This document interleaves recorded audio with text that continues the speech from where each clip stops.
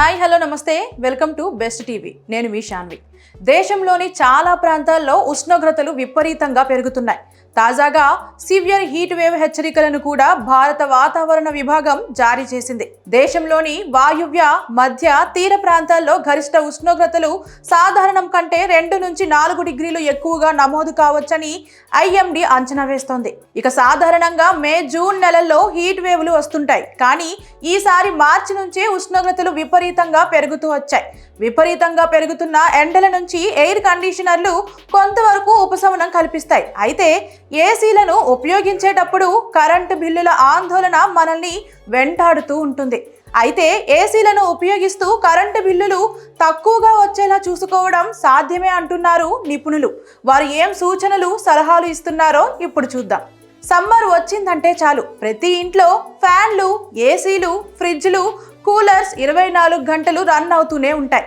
దీంతో నెల తిరిగేసరికి వేలల్లో వచ్చే కరెంటు బిల్లు చూసి జనాలు షాక్ అవుతూ ఉంటారు.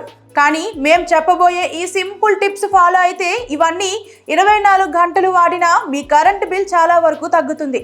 ఇంకెందుకు లేట్, ఆ టిప్స్ ఏంటో తెలుసుకుందాం పదండి. వేసవికాలం మొదలైందంటే చాలు భానుడు తన ప్రతాపం చూపిస్తాడు. ఉదయం 9 దాటితే చాలు ఇళ్లలో ఏసీలు, కూలర్లు, ఫ్యాన్లు విరామం లేకుండా తిరుగుతున్నాయి. అయితే నెల తిరిగేసరికి వచ్చే ఎలక్ట్రిసిటీ బిల్లు చూసి సామాన్యులు గుండెలు బాదుకుంటున్నారు.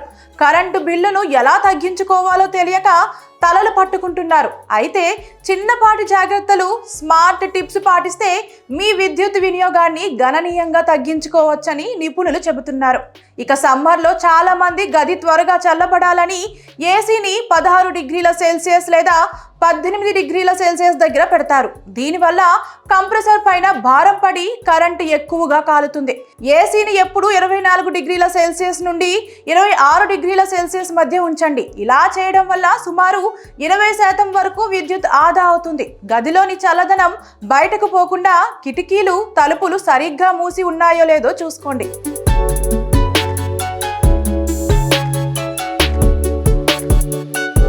ఇక వేసవిలో ఫ్రిడ్జ్ను పదే పదే తీయడం వల్ల లోపల ఉన్న చల్లదనం బయటకు పోయి మళ్ళీ చల్లబడటానికి ఎక్కువ విద్యుత్ అవసరమవుతుంది.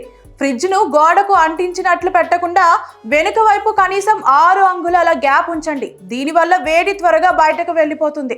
వేడి పదార్థాలను నేరుగా ఫ్రిడ్జ్లో పెట్టకండి. అవి పూర్తిగా చల్లారిన తరువాతే లోపల పెట్టండి. ఇక మీ ఇంట్లో ఇంకా పాత ట్యూబ్ లైట్లు, బల్బులు వాడుతున్నారా?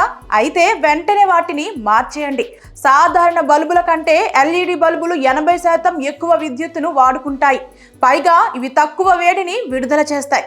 ఇక మన టీవీని రిమోట్తో ఆపేస్తాం, కానీ మెయిన్ స్విచ్ కట్టేయడం మర్చిపోతాం. ఇలా చేయడం వల్ల స్టాండ్ బై మోడ్లో కూడా విద్యుత్ వినియోగం జరుగుతుంది.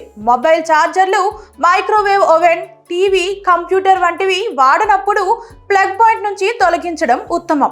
ఇక వీలైతే ఇంటిపై సోలార్ ప్యానెల్స్ ఏర్పాటు చేసుకోండి. ప్రారంభంలో పెట్టుబడి అనిపించిన దీర్ఘకాలంలో ఇది మీకు లక్షలాది రూపాయల ఆదాను ఇస్తుంది.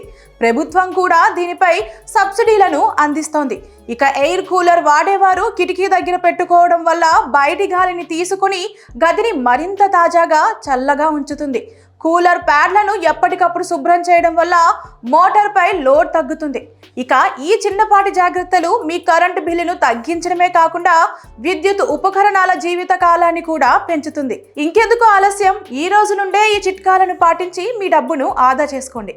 ఇవి ఇవాల్టి అప్డేట్స్. మరిన్ని అప్డేట్స్ కోసం మన ఛానల్ని సబ్స్క్రైబ్ చేసుకోండి. మన వీడియో కనుక నచ్చినట్లయితే లైక్ చేసి షేర్ చేయండి. Thank you.